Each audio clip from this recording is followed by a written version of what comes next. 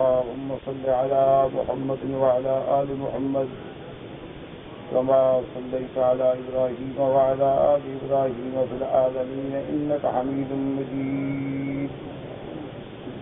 قال الله تبارك وتعالى في كلامه المجيد: أعوذ بالله من الشيطان الرجيم. بسم الله الرحمن الرحيم. سبحان الذي أسرى بعبده ليلا من المسجد الحرام إلى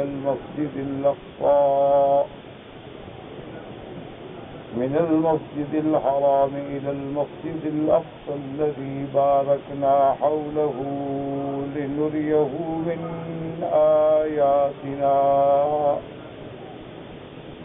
إنه هو السميع البصير. سورۃ الاسراء کی ان آیات مبارکہ میں اللہ تبارک و تعالی نے سرکار دو عالم سیدنا محمد مصطفیٰ صلی اللہ علیہ وسلم کے اسراء اور معراج کا ذکر فرمایا ہے. حضور صلی اللہ علیہ وسلم کے اس معجزہ عظیمہ کے دو حصے ہیں. ایک حصہ ہے جس کو قرآن مقدس نے اسراء فرمایا، حتیٰ کہ اس سورت کا نام بھی سورۃ الاسراء ہوا. اس کی ابتدا مسجد الحرام سے ہے اور اس کی انتہا مسجد اقصی تک ہے. اب دوسرا حصہ ہے. یوں سمجھ لیں کہ اسراء جو ہے وہ عرضی ہے اور معراج جو ہے وہ سماوی ہے. اور معراج کی ابتدا جو ہے وہ مسجد اقصی سے ہے اور پھر آسمانوں پر، اور اس کے بعد سدرۃ المنتہا، اور اس کے بعد جہاں تک میرے اللہ نے چاہا. تو یہ دونوں حصے. سورۃ الاسراء میں صرف پہلے حصے کا ذکر ہے. ان آیات مبارکہ میں معراج کا ذکر نہیں ہے. جہاں تک معراج کا تعلق ہے، سورۃ النجم میں اس کی بعض آیات مبارکہ سے معراج کا اثبات ہوتا ہے اور احادیث متواترہ مشہورہ صلی اللہ علیہ وسلم سے معراج ثابت ہے. تو یہ اسراء اور معراج جو ہے یہ عظیم معجزہ ہے محمد رسول اللہ صلی اللہ علیہ وآلہ آلہ واصحابہ وسلم تسلیما کثیرا کثیرا.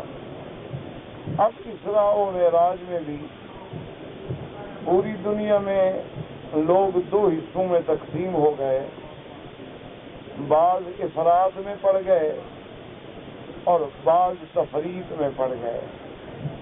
کیا مانا کہ بعض لوگوں نے تو اسراء اور معراج کو اتنا بڑھایا، اس میں اتنا غلو کیا اور اس میں اپنی محبت کے انداز سے بڑھ کر اللہ کے پیغمبر کو مقام نبوت سے مقام الوہیت پہ پہنچا دیا اور لوگوں کو اپنے اس باطل عقیدے کا یہ تأثر دیا کہ دراصل حقیقت محمدی جو ہے کوئی سمجھ نہیں سکتا.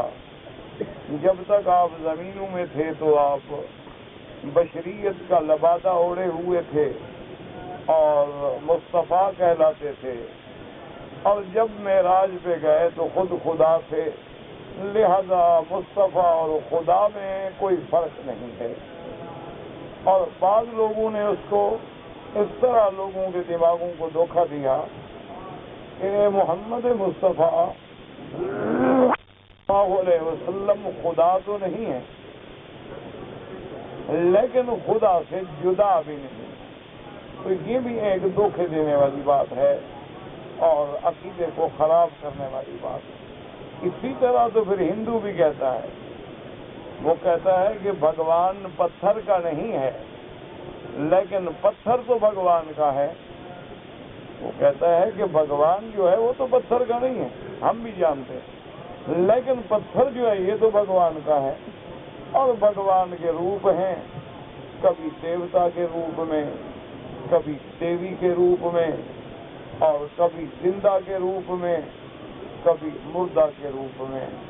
وہ کہتے ہیں گنگا پہ نظر ڈالو یا جمنا پہ، وہ کہتے ہیں آپ سانپ میں نظر ڈالیں یا کسی طاقتور جانور پہ، یا آپ انسان پہ نظر ڈالیں، یا آپ آسمانوں پہ نظر ڈالیں، یہ سب دیوتا کی شکلیں ہیں۔ اسی لیے انہوں نے 35 کروڑ دیوتا کو مانا ہے، اور سب دیوی دیوتاؤں کو بھگوان اور خدا کا درجہ دے ڈالا۔ تو ہمارے بھی مسلمانوں نے، اللہ معاف فرمائے، اللہ معاف فرمائے، عقیدت و محبت میں غلو میں پڑھ کر حضور صلی اللہ علیہ وسلم کو کبھی تو خدا بنا دیا کہ جو مصطفیٰ تھا، جو مستوی تھا عرش پہ خدا ہو کر، اتر پڑا ہے مدینے میں مصطفیٰ ہو کر۔ اور کبھی کہا کہ نہیں، بہرحال محمد مصطفیٰ خدا تو نہیں ہے، لیکن خدا سے جدا نہیں ہے۔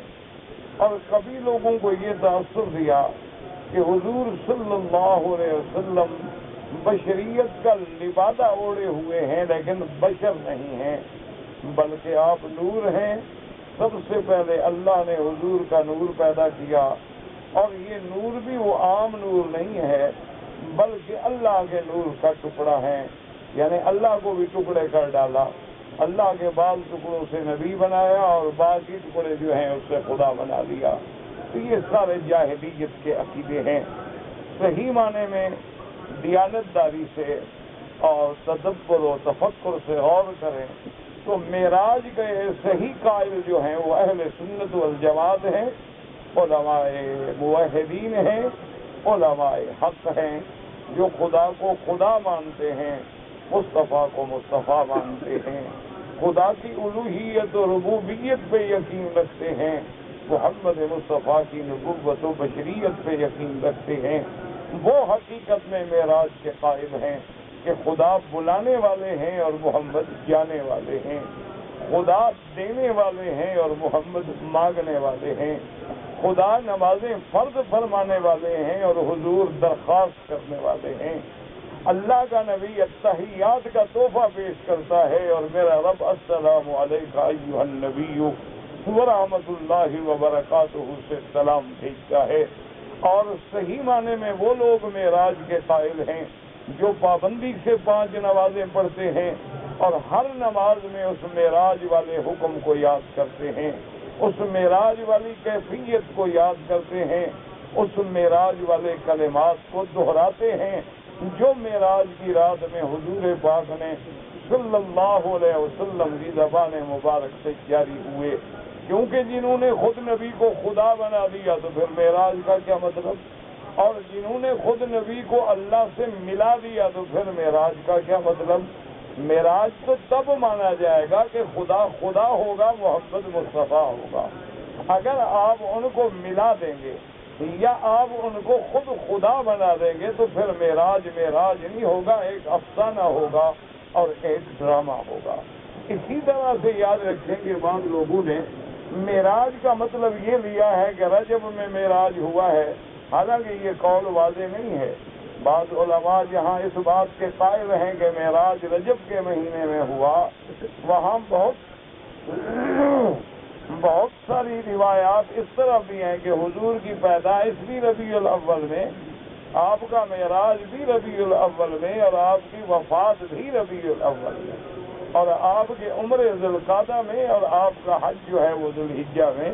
تو علماء کی تحقیق میں یہ رجب کی بات بھی درست نہیں ہے، اور بعض علماء اور لوگوں نے ایک دم یعنی طریقہ بنایا ہے کہ 27 رجب کو خیراتیں کریں اور جھنڈیاں لگائیں اور معراج منائیں۔ یہ سب جاہلیت ہے، یہ سب بدعات ہیں، یہ سب رسومات ہیں، ان کا نہ اسلام سے کوئی تعلق ہے اور نہ اظہار محبت سے کوئی تعلق ہے۔ اگر اس چیز کو کوئی بندہ یہ کہے کہ جناب یہ ہماری اظہار عقیدت ہے، تو کیا اظہار عقیدت کا یہ طریقہ حضرت صدیق کو سمجھ نہیں آیا؟ اظہار عقیدت کا یہ طریقہ حضرت عمر کو سمجھ نہیں آیا؟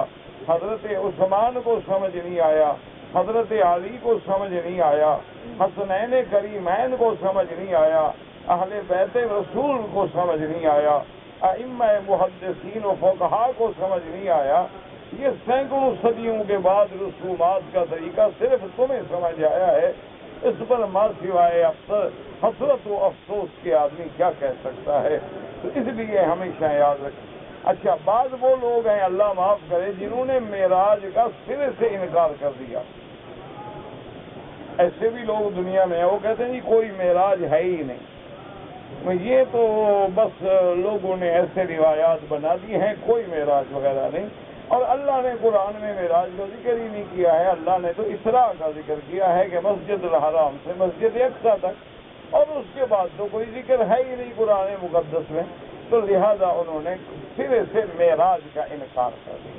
تو یہ فرقہ بھی غلط ہے، وہ منکرین معجزات ہیں، منکرین حدیث محمد مصطفیٰ ہیں، اور حق بات یہ ہے کہ اسراء بھی حق ہے، معراج بھی حق ہے، اور یہ معجزہ محمد مصطفیٰ ہے صلی اللہ علیہ وعلا آلہ و اصحابہ وسلم تسلیما کثیرا۔ اور اسی مسئلے میں بعض لوگوں کا علمی اختلاف ہے کہ بعض علماء فرماتے ہیں کہ یہ معراج جو ہے یا اسراء، یہ نیند کی بات ہے، یہ رؤیا ہے، یہ خواب ہے، یہ جاگتے ہوئے جسم سے حضور کا جانا ثابت نہیں ہے۔ وہ فرماتی ہیں قرآن کہتا ہے وَمَا جَعَلْنَا الرُّؤْيَا الَّتِي أَرَيْنَاكَ، رؤیا تو کہتے ہیں رویا خواب کو کہا جاتا ہے، اور قرآن کہتا ہے یہ خواب ہے۔ اسی طرح بی عائشہ رضی اللہ تعالی عنہ کا قول ہے، اسی طرح حضرت معاویہ رضی اللہ تعالیٰ عنہ کا قول ہے، لیکن یہ علمی اختلاف ہے، یاد رکھو۔ یہ اختلاف جو ہے نعوذ باللہ باعث جھگڑا یا باعث نفرت نہیں ہوتا، ہمیشہ یاد رکھو۔ یعنی اگر کسی مسئلے میں صحابہ میں بھی اختلاف ہے، حضرت عبداللہ ابن مسعود کی ایک رائے ہے، حضرت عبداللہ ابن عباس کی ایک رائے ہے، تو یہ اختلاف جو ہے اسلام کے خلاف نہیں ہوتا، بلکہ یہ علمی اختلاف ہے، یہ فہم کا اختلاف ہے، اور جو بندہ جس صحابی کا بھی دامن پکڑ لے گا انشاءاللہ نجات پہ پہنچ جائے گا، کیونکہ کلًا وعد اللہ الحسنی، اللہ نے سب سے وعدہ کیا ہے جنت کا، رضی اللہ تعالی عنہم ورضوا عنہ۔ لیکن یاد رکھو کہ جمہور کا مسلک یہ ہے کہ سرکار دو عالم کا معراج جسمانی ہے اور معراج جاگتے میں ہے۔ حضور نے بالکل اپنے جاگتے آنکھوں سے اپنے جسد مبارک کے ساتھ معراج کیا ہے، یہ جمہور اسی پہ ہیں، اور علماء حق، علماء اہل سنت والجماعت اور سلفاً اور خلفاً الحمدللہ یہی زیادہ راجح قول ہے کہ سرکار دو عالم کا اسراء بھی حق، آپ کا معراج بھی حق، اور ہے بھی معراج جسمانی نہ کہ روحانی۔ اور باقی جو حضرات فرماتے ہیں کہ خواب ہے، تو ان کا بھی علماء نے جواب دیا وہ بھی سچے ہیں، کیونکہ حضور پاک کو اللہ جانے کتنے معراج ہوئے ہیں۔ اب دیکھیں نا، جیسے یہی معراج جو ہم پڑھ رہے ہیں، اس میں بظاہر تو ایک معراج ہے، لیکن اگر دیکھا جائے تو حضور کو تو اسی میں 5 دفعہ معراج ہوا ہے، تو ایک معراج میں کتنے معراج ہیں؟ تو اس لیے علماء نے فرمایا کہ جو صحابہ فرماتے ہیں کہ معراج روحانی ہے یا خواب ہے، وہ بھی سچے ہیں۔ اس کا مطلب ہے حضور کا وہ کوئی اور معراج ہے جو آپ کو مدینہ منورہ میں ہوا، کیونکہ بی بی عائشہ جب روایت کر رہی ہیں، اور بی بی عائشہ رضی اللہ تعالی عنہا کا نکاح حضور سے مدینے میں ہوا ہے، وہ حضور کی بیوی بنی ہے ہجرت کے بعد، اور یہ معراج جو ہم پڑھ رہے ہیں یہ تو ہجرت سے 1.5 سال پہلے ہوا ہے، تو لہذا اس کا معنی یہ ہے کہ وہ روحانی معراج مدینے میں ہے، اور جسمانی معراج جو ہے وہ مکہ مکرمہ میں ہے، اور اسی پر زیادہ دلائل ہیں۔ اس کی وجہ یہ ہے لیکن جی کہ روح جو ہے اس کے بارے میں تو کوئی جانتا ہی نہیں کہ روح کیا چیز ہے۔ اللہ کا قرآن خود کہتا ہے کہ تم نہیں جانتے کہ روح کیا ہے۔ اتنی دیر میں اگر آپ ایک دفعہ درود شریف پڑھ لیتے تو کیا خیال ہے، کوئی تکلیف ہوتی ہے؟ اللہ کے بندے، جمعہ کا دن ہے، اور مکے کے مسجد الحرام میں ہو، کعبے کے سامنے ہو، اور پھر بھی درود نہ پڑھو تو ایسا بدقسمت حضور کا امتی کیا ہوگا؟ اس سے بڑا بخیل کیا ہوگا؟ اور معراج سن رہے ہیں اور بالکل زبانوں پہ تالے لگے ہوئے ہیں، گنگ ہیں زبانیں، انا للہ و انا الیہ راجعون۔ اور اس کے مقابلے پہ اگر جناب کوئی گانا لگا ہوتا، کوئی ڈسکو کا ریکارڈ لگا ہوتا تو سارے تھرک تھرک کے ناچ رہے ہوتے۔ انا للہ و انا الیہ راجعون کے علاوہ بندہ کیا کہتا؟ ورنہ مسلمان ہو اور نام محمد آئے اور درود نہ ہو، اس جیسا بخیل، بدقسمت، شقی، بدبخت دنیا میں پیدا ہی نہیں۔ اللہم صل علی محمد وعلی آل محمد کما صلیت علی ابراہیم وعلی آل ابراہیم فی العالمین انک حمید مجید۔ اور ایک بات یہ بھی یاد رکھو، ہم جو درود پڑھیں گے اس سے اور نہ پڑھیں تو حضور کا کوئی نقصان نہیں ہوگا، ہم اپنا نقصان کریں گے، اور اگر ہم پڑھیں گے تو ہمارے درجات بلند ہوں گے اور حضور کی شفاعت نصیب ہوگی تو فائدہ تو ہمارا ہوگا، یعنی یہ تو سراسر ہمارے فائدے کی بات ہے۔ تو اب جناب سمجھیں کہ جب روح جو ہے وہ لطیف ہے تو روح لطیف کے لیے براق کی کیا ضرورت ہے؟ روح تو ایک لطیف چیز ہے۔ یسألونک عن الروح قل الروح من امر ربی وما اوتیتم من العلم الا قلیلا۔ روح بڑی لطیف چیز ہے، اور روح کے لیے پھر براق لانے کی کیا ضرورت ہے، اور روح کو سوار کرنے کے لیے براق بھیجنے کی کیا ضرورت ہے؟ تو دلیل ہے کہ یہ معراج جسمانی ہے۔ اور اسی طرح پھر اللہ نے فرمایا سبحان الذی، یہ تعجب کی بات ہے۔ خواب دیکھنا تو کوئی تعجب نہیں، آدمی کوئی عجیب چیز دیکھے تو کہتے ہیں سبحان اللہ، اور خواب تو بڑے اللہ والے لوگ جو ہیں وہ بھی دیکھتے ہیں، کبھی مکے میں ہیں، کبھی مدینے میں ہیں، کبھی طواف میں ہیں، کبھی سیر کر رہے ہیں۔ خواب دیکھنا تو کوئی تعجب والی بات ہے۔ اور اسی طرح اگر خواب ہوتا تو ابو جہل کو شور کرنے کی کیا ضرورت ہے، مخالفت کی کیا ضرورت ہے، انکار کی کیا ضرورت ہے؟ مخالفین کا انکار بھی دلیل ہے کہ یہ معراج جو ہے معراج جسمانی ہے۔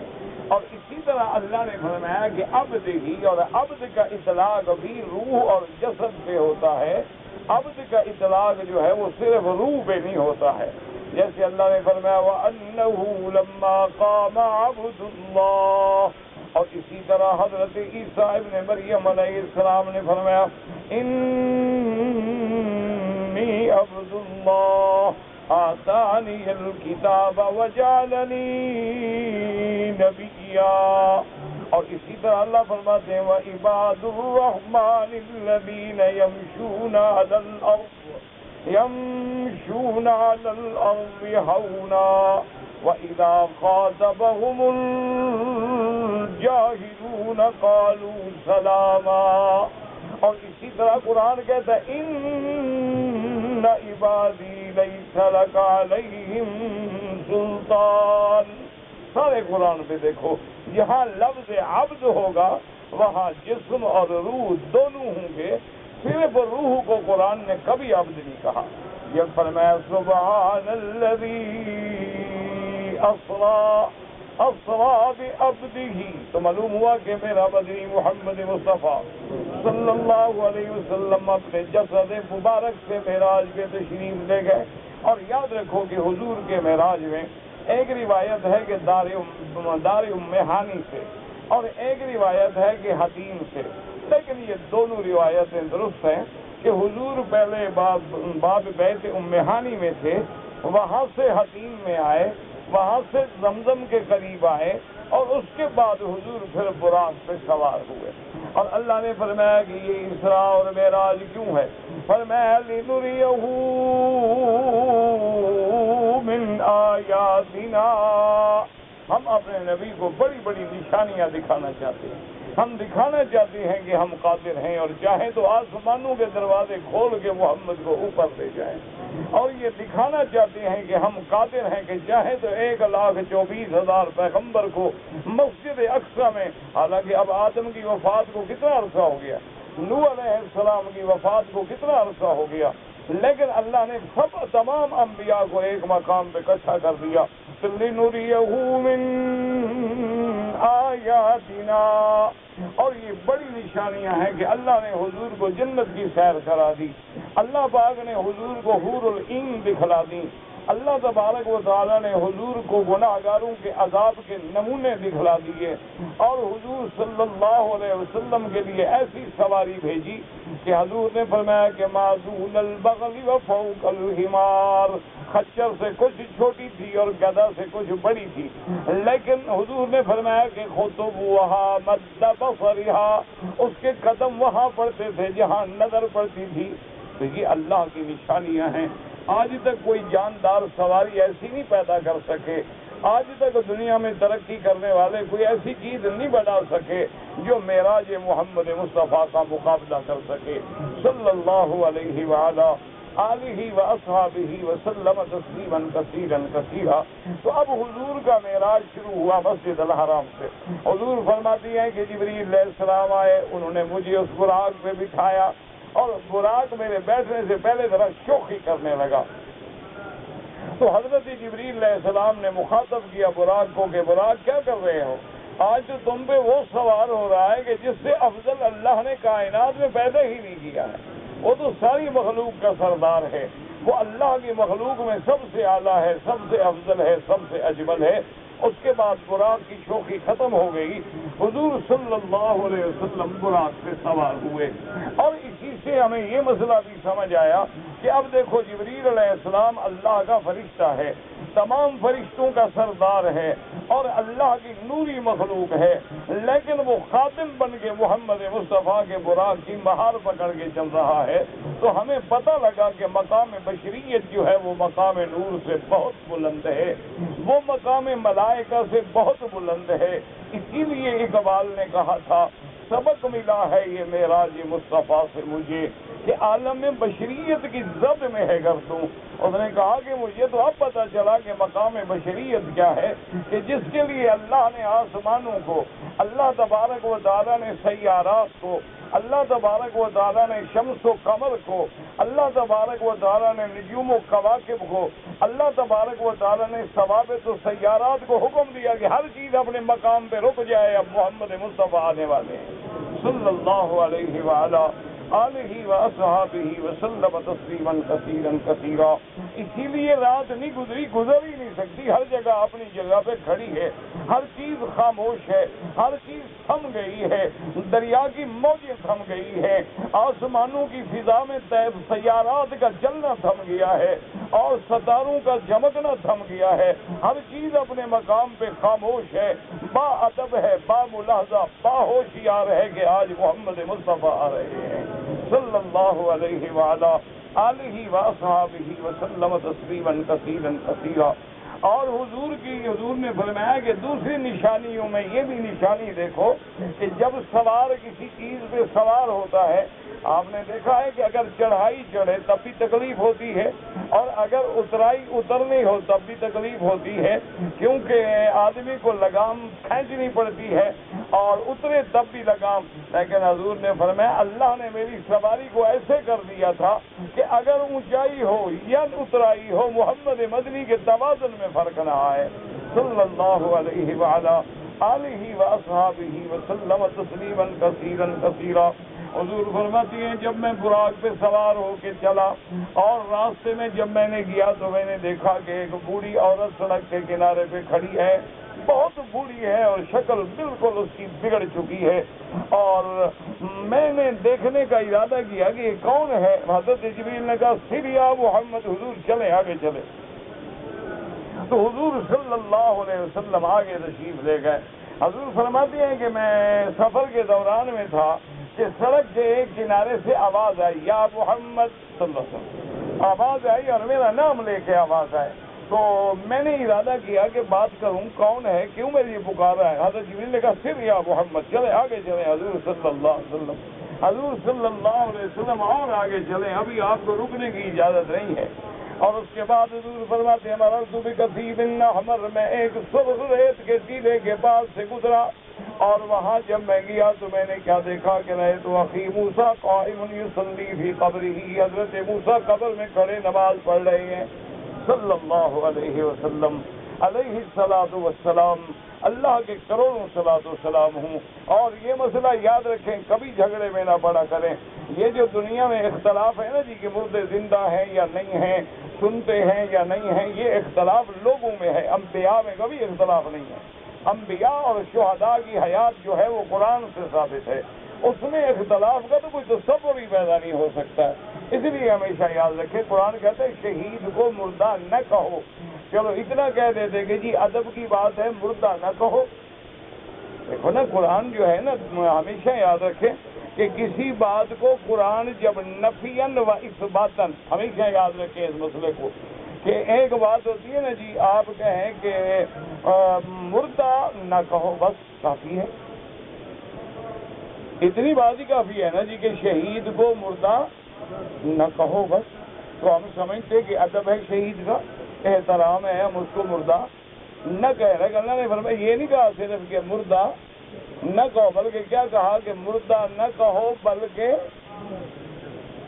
ہاں اب یہ بات سمجھے نا کہ نفی بھی ہے، اس بات بھی ہے کہ وَلَا تَقُولُوا لِمَن يُقْتَلُ فِي سَبِيلِ اللَّهِ أَمْوَاتٌ بَلْ أَحْيَاءٌ وَلَٰكِن لَّا تَشْعُرُونَ۔ اللہ نے فرمایا جو میرے راستے میں شہید ہوئے ہیں ان کو مردہ نہ کہو، بل کیا ہے وہ زندہ ہیں۔ اچھا چلو اتنا کافی تھا جی، مردہ نہ کہو زندہ ہیں، تو ہم سمجھتے کوئی خاص زندگی ہوگی، لیکن دوسری جگہ کہتے ہیں احیاء عند ربہم یرزقون، وہ زندہ ہیں اور انہیں رزق بھی دیا جاتا۔ معلوم ہوا کہ خاص زندگی ہے جو رزق بھی چاہتی ہے اور حرکت بھی چاہتی ہے اور جنت میں سیر بھی کرتی ہے، تو اس کا معنی ہے۔ اچھا اب ایک اشکال پیدا ہوتا ہے کہ شہید کے بارے میں تو قرآن آ گیا، نبی کے بارے میں نہیں آیا۔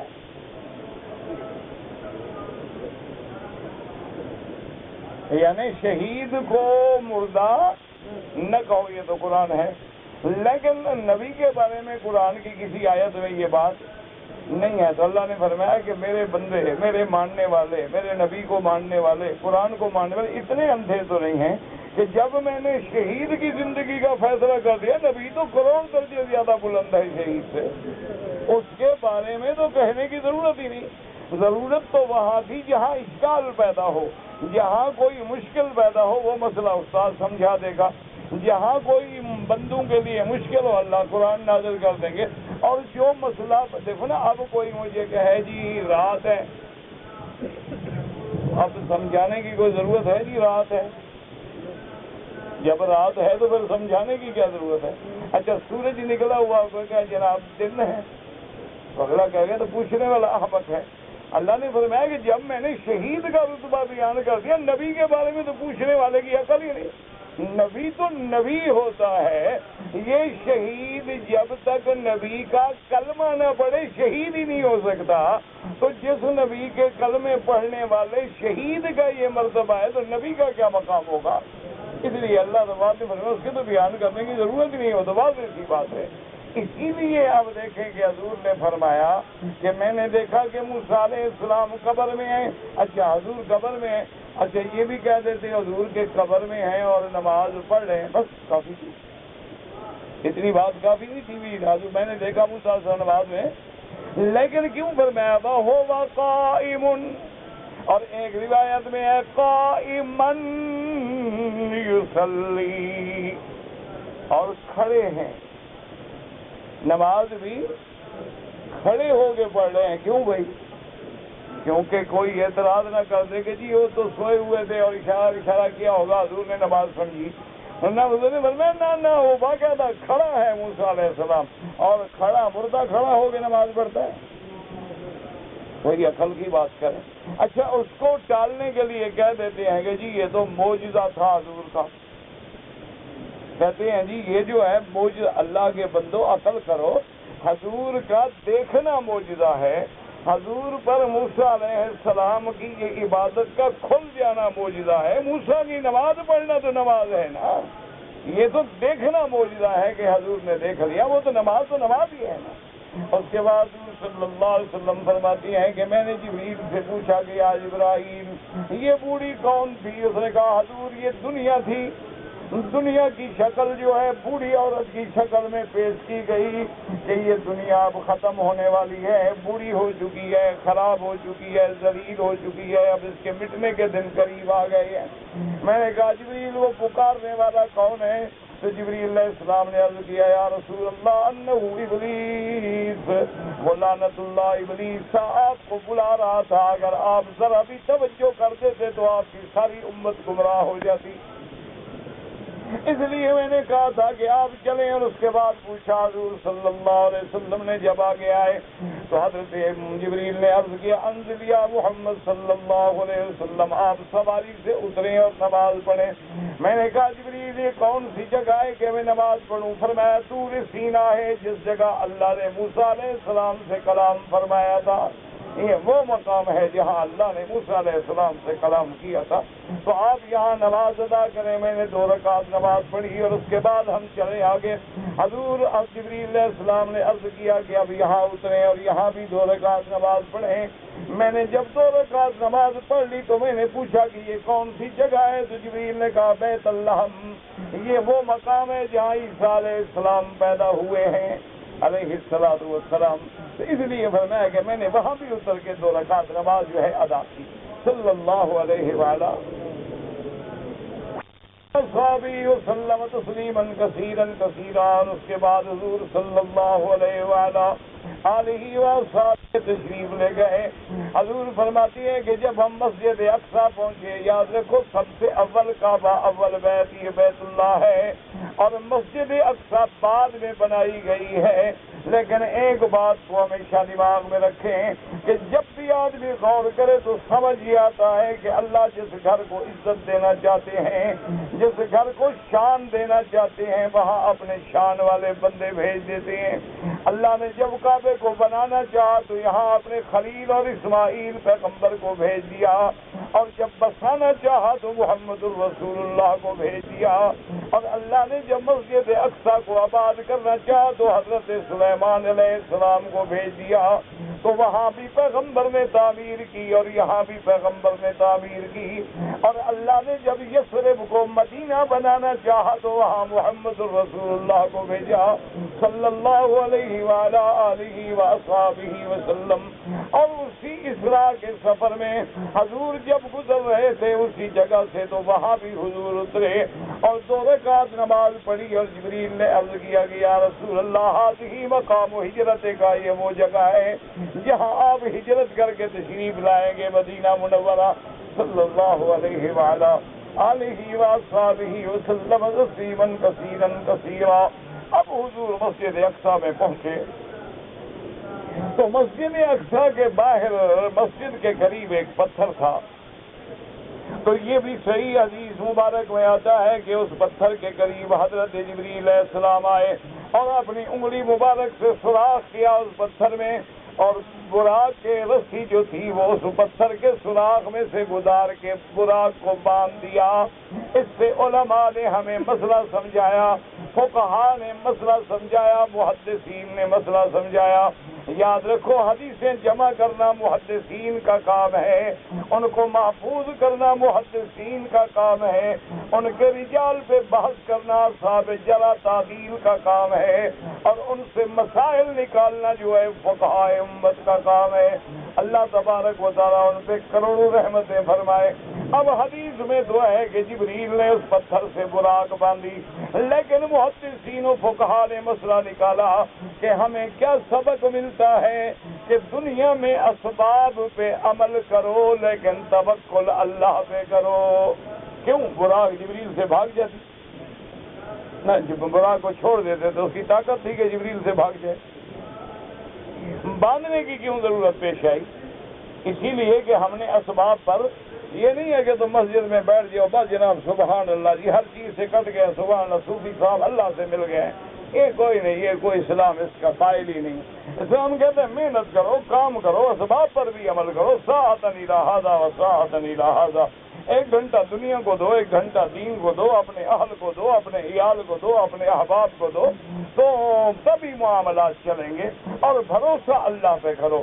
اس کو بزرگوں نے مثال دی ہے کہ اونٹ کا گھٹنا بھی باندھو اور توکل بھی کرو۔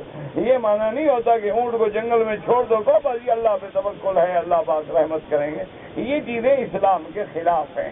تو اس لیے حضرت جبریل علیہ السلام نے وہاں براق کو باندھا، اور مسجد اقصیٰ کا ایک دروازہ جس کی گواہی جو ہے ہرقل بادشاہ روم کے سامنے اس زمانے کے عالم نے بھی دی کہ جس رات کا یہ واقعہ ہے معراج کا، میں نے مسجد اقصیٰ کے دروازے بند کرنے کی کوشش کی، سارے دروازے بند ہو گئے لیکن ایک دروازہ بند نہیں ہوا۔ یہ دلیل ہے کہ وہ اس لیے کھلا رہا کہ محمد مصطفیٰ تشریف لائیں گے صلی اللہ علیہ وعلیٰ آلہ وصحبہ وسلم تسلیما کثیرا کثیرا۔ اور یہ بھی یاد رکھو کہ اس دروازے کا نام بھی ہے باب محمد صلی اللہ علیہ وسلم، اس کا نام بھی حضور کے نام پہ رکھ دیا گیا صلی اللہ علیہ وسلم۔ تو اب یاد رکھیں کہ اب اختلاف یہ ہے کہ میرے آقا نے نماز تو پڑھائی ہے لیکن معراج پہ جاتے ہوئے نماز پڑھائی یا واپسی پہ نماز پڑھائی، اس میں 2 قول ہیں، یاد رکھو۔ بعض علماء فرماتے ہیں کہ حضور پاک نے تمام انبیاء کو نماز پڑھائی ہے لیکن جاتے ہوئے نماز پڑھائی ہے، لیکن راجح قول، پکا قول، اول الاقوال یہ ہے کہ میرے آقا نے واپسی پہ نماز پڑھائی ہے۔ جب آپ آسمانوں سے اترے ہیں اس پہ علماء نے دلیل دی ہے کہ اگر حضور پہلے نماز پڑھاتے تمام انبیاء سے تعارف ہو جاتا تو ہر آسمان پہ حضور نہ پوچھتے کہ یہ کون ہے، یہ کون ہے، یہ کون ہے۔ اس لیے معلوم ہوا کہ تعارف نہیں ہوا تھا، صرف استقبال تھا، اور اس جماعت کا استقبال کے بعد اللہ تبارک و تعالی نے اپنے نبی محمد مصطفیٰ صلی اللہ علیہ وسلم حدیث میں آتا ہے ثم عرج بی الی السماء، اس کے بعد جبریل علیہ السلام نے براق وہاں چھوڑ دی اور ایک سیڑھی رکھی گئی۔ تو پہلے تو بندے کو سمجھ نہیں آتی تھی نا، اب اگر بندوں کے عقل نے ایسی سیڑھیاں بنا دی ہیں، خود کار چلتی ہیں، اور اللہ کے آگے کیا قدرت ہے، وہ کیسے سیڑھی ہوگی؟ اس لیے ایک دفعہ صحابہ نے پوچھا کہ یا رسول اللہ صلی اللہ علیہ وسلم، جبریل کو آسمانوں پہ جانے میں کتنی دیر لگتی ہے؟ حضور نے فرمایا کہ کبھی یہ کیفیت ہوتی ہے کہ 1 قدم زمین پہ ہوتا ہے اور دوسرا پہلے آسمان پہ ہوتا ہے۔ تو اگر جبریل ایسے جا سکتا ہے تو پھر محمد مصطفیٰ پہ کیا اعتراض ہے؟ صلی اللہ علیہ وعلیٰ آلہ وصحبہ وسلم تسلیما کثیرا کثیرا۔ حضور فرماتے ثم عرج بی الی السماء، اس کے بعد مجھے آسمانوں کی طرف لے جایا گیا، اور جب ہم پہلے آسمان پہ پہنچے دروازے بند تھے۔ اس سے ہمیں یہ مسئلہ بھی سمجھ آیا کہ آسمان کے دروازے ہیں اور آسمان حق ہے، 7 آسمان ہیں، 7 زمینیں ہیں۔ فلسفہ کا قول غلط ہے کہ کوئی آسمان نہیں ہے، بلکہ آسمان کا وجود بھی حق ہے، آسمان میں دروازوں کا ہونا بھی حق ہے، اور وہ دروازے کسی کے لیے نہیں کھل سکتے جب تک اللہ تبارک و تعالی اجازت نہ دیں۔ لا تفتح لهم ابواب السماء ولا يدخلون الجنة حتى يلج الجمل في سم الخياط۔ اللہ نے فرمایا آسمانوں کے دروازے نہیں کھلیں گے اور نہ کوئی آسمانوں میں داخل ہوگا، جیسے سوئی کے ناکے سے اونٹ کا گزرنا محال ہے، اسی طرح کسی کا آسمانوں میں جانا بھی محال ہے۔ لیکن یہاں یہ مسئلہ بھی سمجھ رہے کہ لوگ چاند پہ پہنچ گئے تو بالکل پہنچ گئے، لیکن چاند آسمانوں سے نیچے ہے، وہ آسمان پہ نہیں ہے۔ ایک بات یاد رکھو گے، چاند جو ہے یہ تو قریب ترین قرہ ہے، زمین کے سب سے اقرب ہے، اور حضرت ابن عباس کا قول موجود ہے قنادیل معلقۃ بین السماء والارض، یہ جو چاند تارے ہیں یہ ایسے ہے کہ جیسے تم لالٹین لٹکا دیتے ہو، اللہ نے آسمانوں اور زمینوں کے درمیان میں ان کو معلق کیا ہوا ہے۔ تو یہ آسمانوں پہ ہو تو جانا مشکل ہے نا، جب آسمان سے نیچے ہے تو کوئی بھی جا سکتا ہے۔ تو کوئی ایسا مسئلہ نہیں ہے۔ تو اس لیے اب جناب سمجھے حضور فرماتے ہیں کہ جب ہم پہنچے آسمانوں کے دروازے پہ اور جبریل نے آواز دی دروازہ کھلوانے کے لیے، تو اندر سے آواز آئی من کون تم؟ اس نے کہا انا جبرائیل، کہ میں جبریل ہوں۔ قالوا من معک، تیرے ساتھ کون ہے؟ تو معلوم ہوا کہ سیکورٹی کا انتظام ایسا ہے کہ وہ دیکھ تو رہے ہیں، لیکن پھر بھی ایک نظام ہے کہ سوال کرنا ہے، پوچھنا ہے من معک؟ فقال محمد صلی اللہ علیہ وسلم، حضرت جبریل علیہ السلام نے کہا کہ میرے ساتھ محمد الرسول اللہ ہے صلی اللہ علیہ وسلم۔ اور اس سے ہمیں کیا سبق ملا؟ علماء نے مسئلہ نکالا کہ اگر دروازے کے باہر کھڑے ہو کے آواز دو تو نام بتاؤ کہ میں کون ہوں۔ ایسے نہ ہو کہ جیسے حضرت جابر ابن عبداللہ صحابی ہیں، حضور کے دروازے پہ آئے، دروازہ کھٹکھٹایا، حضور نے فرمایا من کون ہو؟ قال انا، حضور نے فرمایا من، صحابی نے کہا انا، حضور ناراض ہو گیا، فرمایا یہ انا کیا لگا رکھا ہے، میں کون میں؟ نام لو اپنا۔ تو اسلام جو ہے ہمیں یہ بھی سبق سکھاتا ہے کہ اگر اجازت لینی ہو تو نام بتاؤ کہ میں فلان ہوں، تاکہ گھر والوں کو اندازہ ہو کہ اجازت لینے والا کون ہے۔ میں ہوں جی، میں ہوں جی، اور جی میری آواز آپ نے نہیں پہچانی، پتہ نہیں ایسے حکم کرتے ہیں جیسے کوئی گورنر لگے ہوئے ہوں وقت۔ اچھا جی آپ نے میری آواز، کئی لوگ مجھے ٹیلی فون کرے اور جی میری آواز نہیں پہچانی، میں نے کہا جی اندر ریکارڈ کر کے رکھ لوں گا، غلطی ہو گئی معاف کر دیں۔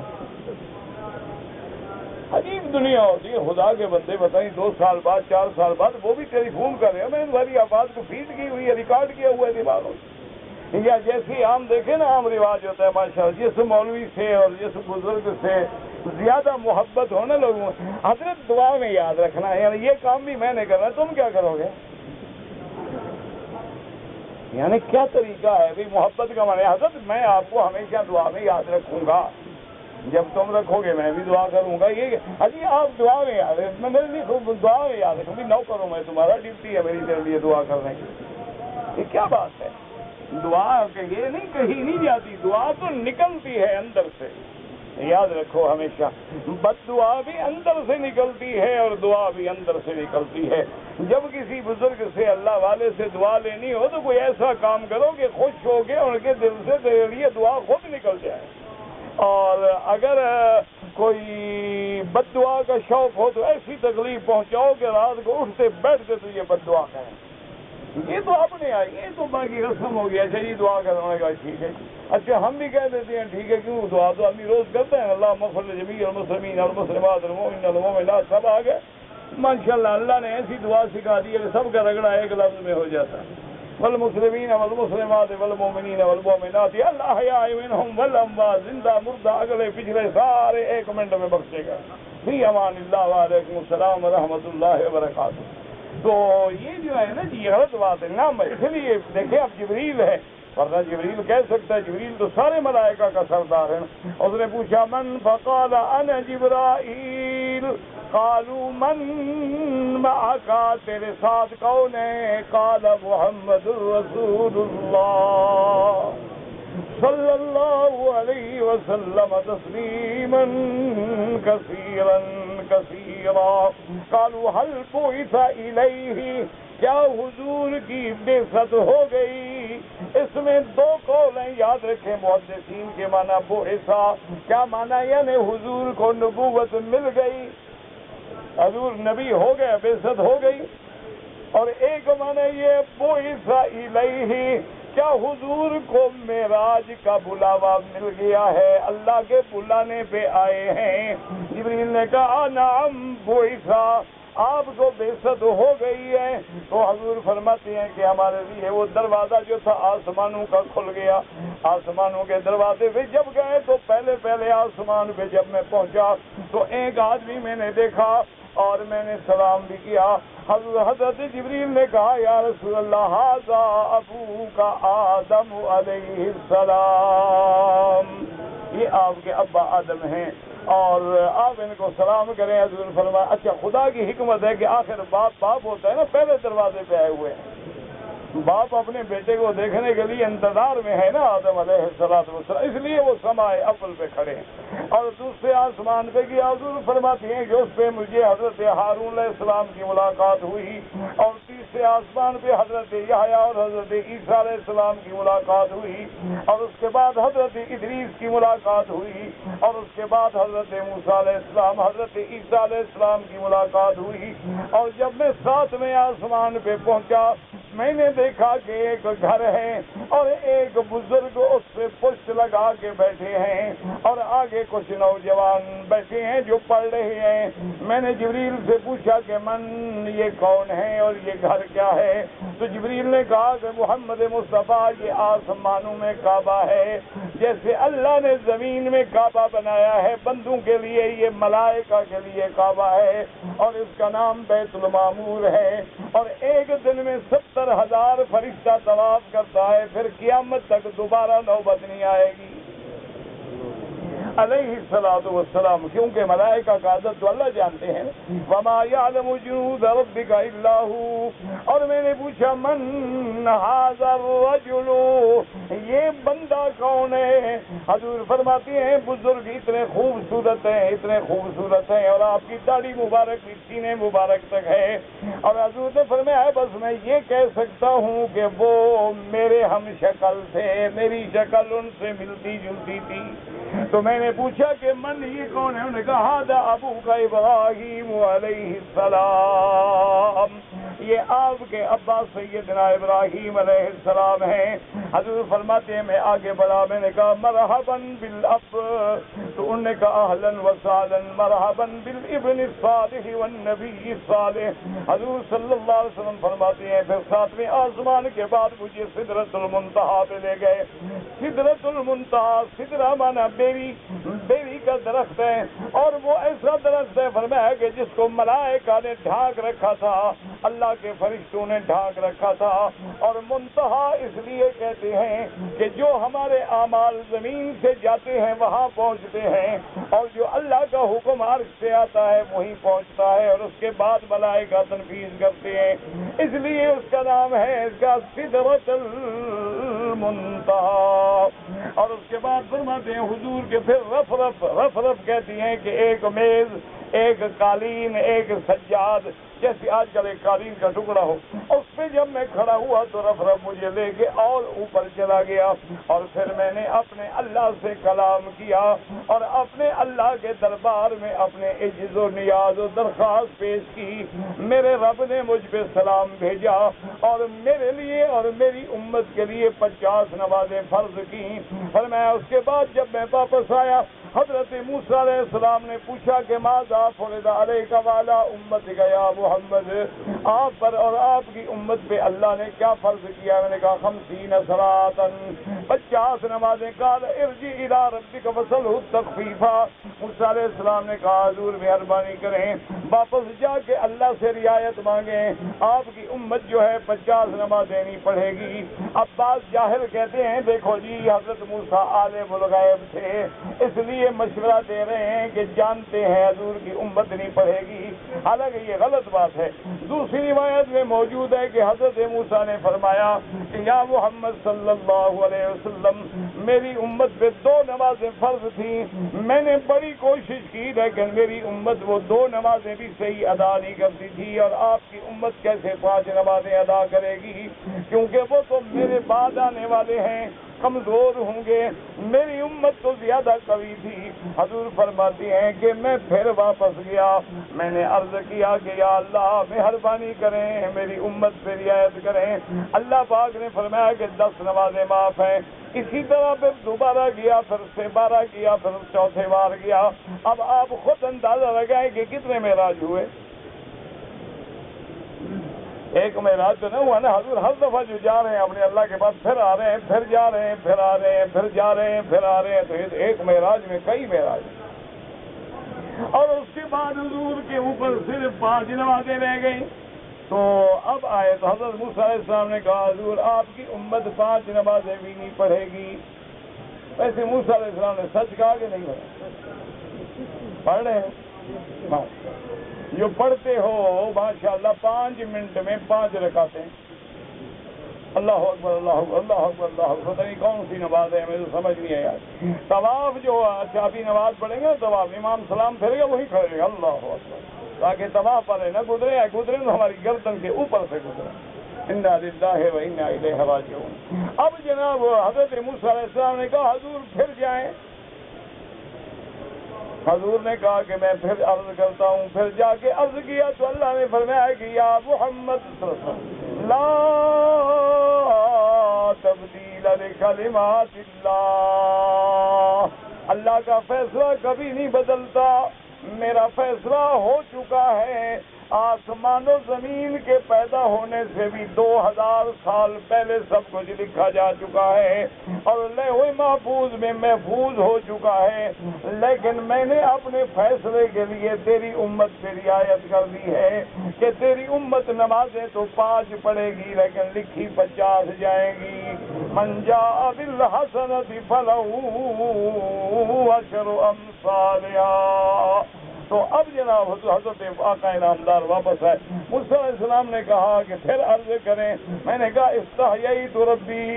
موسیٰ علیہ السلام اب بار بار جانے میں مجھے حیا آتی ہے اللہ تبارک و تعالیٰ سے دوبارہ درخواست کرنے میں. اچھا, بعض علماء نے ایک لطیفہ لکھا ہے, یہ علمی لطیفے ہوتے ہیں, مسئلے نہیں ہوتے, یاد رکھا کرو. ایسے نہیں ہر بات کو فتویٰ بنا دیا کرو. ایک قول ہوتا ہے, ایک بعض علماء کا خیال ہے, تخیل ہے. وہ کہتی ہیں کہ موسیٰ علیہ السلام نے جو بار بار مشورہ دیا ہے, جہاں شفقت ہے حضور کی امت پہ, جہاں اللہ کے بندوں سے محبت ہے, وہاں وہ کہتے ہیں اس کی وجہ یہ تھی کہ جب موسیٰ علیہ السلام کوہ طور پہ تھے, اللہ نے ہم کلام فرمایا بغیر واسطے کے, بغیر ملک کے, بغیر جبریل کے کلام ہوا. تو موسیٰ علیہ السلام نے کہا رب ارنی انظر الیک, میرا اللہ مجھے اپنا دیدار بھی کروا دے. تو اللہ نے فرمایا لن ترانی ولکن انظر الی الجبل. موسیٰ علیہ السلام آپ نہیں دیکھ سکتے. اچھا ایسا کریں, اس پہاڑ کو دیکھیں, اور جب میں پہاڑ پہ تجلی ڈالوں گا تو پھر اندازہ کریں کہ پہاڑ برداشت کر سکتا ہے. قرآن کہتا ہے فَلَمَّا تَجَلَّى رَبُّهُ لِلْجَبَلِ جَعَلَهُ دَكًّا وَخَرَّ مُوسَىٰ صَعِقًا. اللہ نے جب تجلی ڈالی پہاڑ ریزہ ریزہ ہو گیا, موسیٰ علیہ السلام بے ہوش ہو کے گر گئے. فَلَمَّا أَفَاقَ قَالَ سُبْحَانَكَ تُبْتُ إِلَيْكَ. اور جب موسیٰ ہوش میں آئے تو کہا میرا اللہ میری توبہ میری توبہ میری توبہ, میں متحمل نہیں ہو سکتا دیدار باری تعالیٰ کا. تو اب علماء نے ایک لطیفہ لکھا ہے, ان نے کہا موسیٰ علیہ السلام کو جب موقع ملا آسمانوں میں اور ان نے حضور کو بار بار بھیجا, دل میں تمنا تھی کہ میرا مدنی میں تو خدا کو نہیں دیکھ سکا, ان آنکھوں کو تو دیکھتا رہوں جو خدا کو دیکھ رہی ہے. صلی اللہ علیہ وعلا آلہ وصحبہ وسلم تسلیما کثیرا کثیرا. اسی لیے کسی نے کہا تھا نا کہ بن دیکھے خدا مان لیا ہے, اور دیکھنے والے کا کہا مان لیا ہے. ہم نے تو بن دیکھے مانا ہے, لیکن محمد مصطفیٰ نے تو دیکھا ہے. اس لیے بعض صحابہ کہتے ہیں کہ اللہ نے حضور کو کلام بھی بخشا, رویت بھی بخشی, اور بعض علماء فرماتی ہیں نہیں دیدار تو نہیں ہوا, اللہ پاک نے قرب بخشا لیکن حجاب ربی کے ساتھ. ایک حدیث میں ہے کہ صحابی کہتے ہیں میں نے پوچھا ہر رأیت ربک یا رسول اللہ, کیا حضور آپ نے خدا کو دیکھا تھا؟ فرمایا رأیت نورا, میں نے نور دیکھا. اور ایک روایت میں فرمایا نور انا اراہ, وہ تو ایک ایسی نور ذات ہے کہ میں کیسے دیکھ سکتا ہوں. لیکن یاد رکھیں کہ قیامت میں اللہ یہ شرف دیں گے امت محمد مصطفیٰ کو. قیامت والے دن جب جنت میں جائیں گے تو اللہ اپنا دیدار کرائیں گے اور ہر مومن کو دیدار ہوگا. صلی اللہ علیہ وآلہ آلہ وصحبہ وسلم تسلیما کثیرا کثیرا. حضور صلی اللہ علیہ وسلم نے جنت کی سیر بھی فرمائی. حضور صلی اللہ علیہ وسلم حور العین پہ بھی گزر ہوا. حضور نے پوچھا جبریل یہ کون عورتیں ہیں؟ انہوں نے سلام کیا اور کہا نانو خیرات حسان یا محمد، ہم تو اللہ کی پاک مخلوق ہیں، ان لوگوں کے لیے ہیں جو پاک ہیں، جنہوں نے کبھی گناہ نہیں کیا، اللہ کی فرما برداری کی ہے. ان کی انتظار میں ہم دنیا میں نہیں بلکہ جنت میں انتظار کر رہی ہیں. اور اس کے بعد حضور فرماتے ہیں کہ میں نے دیکھا کہ بعض لوگ ایسے ہیں، اللہ تبارک و تعالیٰ معاف کریں، ان کی زبانیں، ان کے ہونٹ جو ہیں وہ کاٹے جا رہے ہیں، کٹتے ہیں پھر ٹھیک ہو جاتے ہیں، پھر کٹتے ہیں پھر ٹھیک ہو جاتے ہیں. میں نے پوچھا جبریل من ہؤلاء، یہ کون لوگ ہیں؟ انہوں نے کہا حضور یہ آپ کی امت کے چغل خور ہیں، غیبت کرنے والے، لوگوں پہ تہمت لگانے والے، لوگوں پہ عیب زنی کرنے والے، بلا وجہ لوگوں پر عیب لگانے والے. اللہ نے ان کے لیے یہ عذاب رکھا ہے، وہ اسی عذاب سے گزرتے رہیں گے. اور اس کے بعد پھر حضور صلی اللہ علیہ وسلم آسمانوں سے واپس تشریف لائے اور جب مسجد اقصیٰ میں آئے تو خدا کی شان دیکھیں، ہر پیغمبر جو الگ الگ ملے تھے اب الوداع کہنے کے لیے سارے مسجد اقصیٰ میں جمع ہیں. اور حضرت جبریل نے اذان کہی، صفیں بنائی گئیں، اور روایت میں آتا ہے کہ ہر پیغمبر سوچ رہا ہے کہ آج مقام امامت کس کو ملتا ہے، حتیٰ کہ جبریل نے آواز دی کہ تقدم یا محمد. اس نے آواز دی کہ انبیاء کی وجہ سے یاد رکھو میں نے آسمانوں کی بھی سیر کی، زمینوں کی بھی سیر کی. ما رأیت علی وجہ الارض اکرم من محمد صلی اللہ علیہ وعلا آلہ واصحابہ وسلم تسلیما کثیرا کثیرا. اس نے کہا میں نے اللہ کی مخلوق میں حضور جیسے شان والا کسی کو نہیں دیکھا. اور کہا تقدم یا محمد، حضور امام بنے. تمام انبیاء نے آپ کی اقتداء میں نماز پڑھی. حضور پاک نے 2 رکعتیں نماز پڑھائی اور اس کے بعد حضور واپس تشریف لے آئے. ابھی رات بھی اسی طرح باقی کھڑی ہے کہ حضور واپس بھی مکے میں پہنچ گئے ہیں.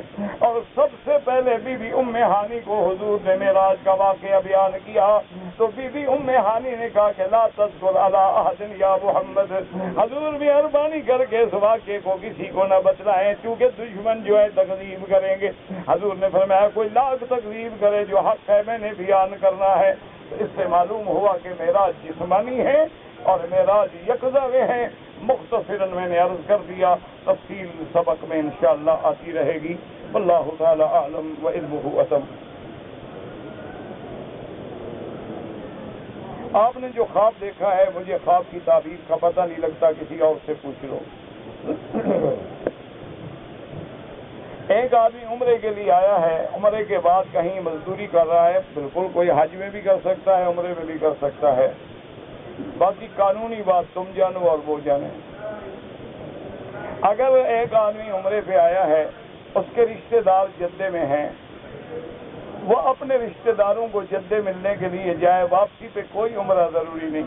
اگر کرنا چاہو احرام باندھ لو، نہ باندھو تمہاری مرضی ہے، کیونکہ جدہ میقات نہیں، جدہ ہل ہے.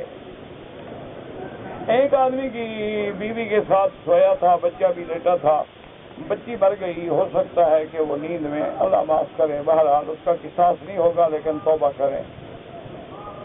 کہتے جی کہ حدیث میں ہے جس سرمے کا نام، اس کا نام ہے اسمد، الف سا میم دال. حضور نے فرمایا کہ یجل البصر، کہ آنکھوں کو، نظر کو تیز کرتا ہے اور پپلیوں کو بڑھاتا ہے. تو اسمت کے نام سے سرما ملتا ہے. پوچھ لو، تحقیق کرو، یہ تمہارا کام ہے کہ صحیح مل جائے. اگر ایک عورت حیض میں ہے تو مسجد الحرام میں داخل نہیں ہو سکتی، کسی مسجد میں داخل نہیں ہو سکتی. یہاں کیسے ہو سکتی ہے؟ شادی شدہ عورت کی ماہواری دوسرے یا تیسرے دن رک جائے، یہ اس کی عادت پہ ہے. اس کی عادت 3 دن ہے، 4 دن ہے، 5 دن ہے، 7 دن ہے. وہ عادت کے دن پورے کرنے پڑیں گے چاہے ایک دن میں بھی رک جائے. اگر ایک آدمی کو سفر کی حالت میں گیس کی شکایت ہو جاتی ہے اور اندیشہ ہے کہ اس کا وضو قائم نہیں رہتا، پہلی بات تو یہ ہے کہ وہم نہ کرو، وہم کا کوئی علاج نہیں. حضور نے فرمایا جب تک آدمی کوئی بدبو نہ سونگے یا اس کو ہوا خارج ہونے کا یقین نہ ہو تو شیطان وسوسے ڈالتا رہتا ہے، اس کو چھوڑ دو، وہی آپ کا وضو ٹھیک ہے۔ اور اگر واقعتاً ہوا خارج ہوتی ہے، بدبو محسوس ہوتی ہے اور ہوا نہیں رکتی، تو پھر ہر نماز کے لیے نیا وضو کرو۔ کیا مانا؟ مغرب کے لیے جو وضو کیا تھا عشاء تک وہی کافی ہے، اسی میں نمازیں پڑھو، طواف کرو، نفلیں پڑھو، سب کرتے رہو۔ پھر عشاء کے لیے کرو گے، پھر فجر کے لیے کرو گے۔ اگر کسی آدمی پہ دم پڑ جائے، وقت کوئی مقرر نہیں، لیکن کوشش کرو کہ جتنا جلدی ادا ہو جائے، کیونکہ آپ پر ایک قسم کی ذمہ داری ہے، ایک جرمانہ ہے، اس کو زیادہ سے زیادہ جلد ادا کرنے کی کوشش کریں۔ عرض یہ ہے کہ طواف کے بعد نفل ضروری ہے، نفل نہیں ہے تو واجب ہے امام ابو حنیفہ رحمۃ اللہ علیہ کے نزدیک۔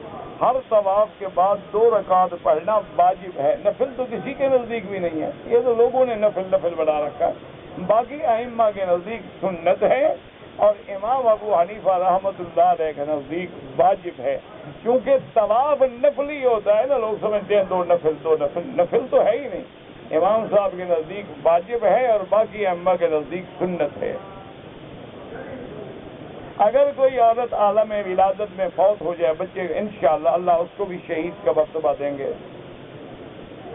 اگر ایک آدمی سود سے کاروبار کرے اور بعد میں توبہ کر لے، یہ کوئی بالکل حرام ہے۔ پہلے وہ سارا سود جو ہے نکال کے خیرات کرے بغیر نیت ثواب کے، پھر پتہ چلے گا کہ سچی توبہ ہے۔ یہ تو نہیں نا کہ 900 چوہا کھا کے بلی حج پہ آ جائے۔ اللہ اعلم لانی ما اعبر الرؤیا فارجو منك ان تراجع الى مشائخ اخرى فجزاك اللہ۔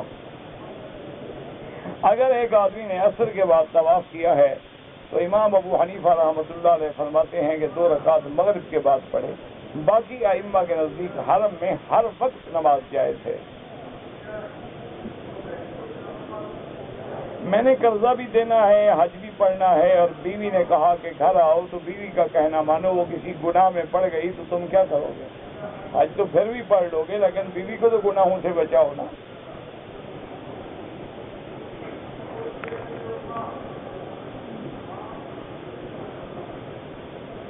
ہمارے ملک میں یہ شب برات میں 50 رکعت پڑھنے کا حکم، یہ کوئی حکم نہیں، نہ حدیث ہے، نہ حکم ہے، نہ کوئی بات ہے، یہ ایسے لوگوں کی باتیں ہیں۔